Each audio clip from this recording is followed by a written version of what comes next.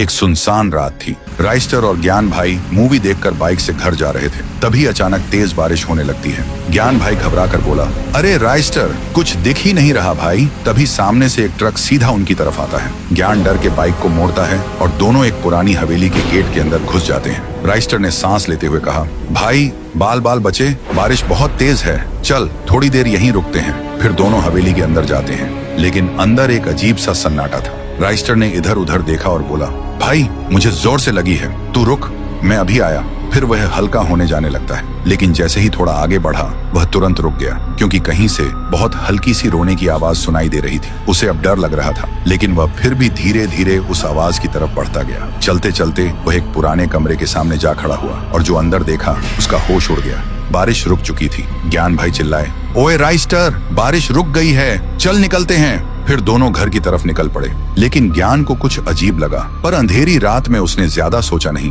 अगली सुबह गांव में मेला लगा था, सब मस्ती में थे। तभी वहां हाथ में एक तलवार लेकर राइस्टर आया और सीधा लोगों पर टूट पड़ा। एक एक को तलवार से काट रहा था। गांव में भगदड़ मच गई, हर तरफ लोग मरे पड़े थे। उधर ज्ञान भाई न्यूज देख रहा था। राइस्टर ने गांव पर हमला कर दिया। देखते ही वह चौंक गया और तुरंत बाइक लेकर तबाही वाली जगह पहुंचा। वहां का मंजर देखकर उसकी रूह कांप गई। राइस्टर लोगों को कैद करके रखा था और लोग चीख रहे थे।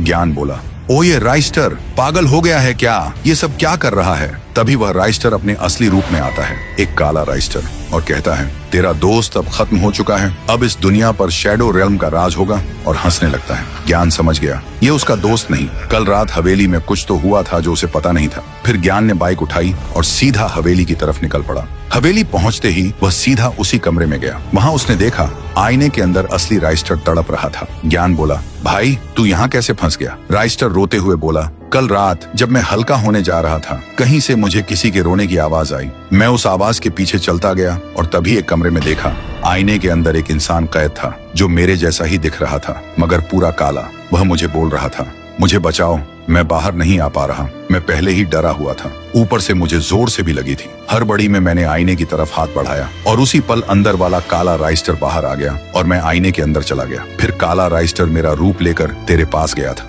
और अब मेरा शरीर काला पड़ने लग रहा है। ज्ञान भाई बोला, फिक्र मत कर भाई, मैं हूं ना। फिर ज्ञान भाई ने वहां पड़ी लोहे की रॉड उठाई और पूरी ताकत से आईने पर वार किया।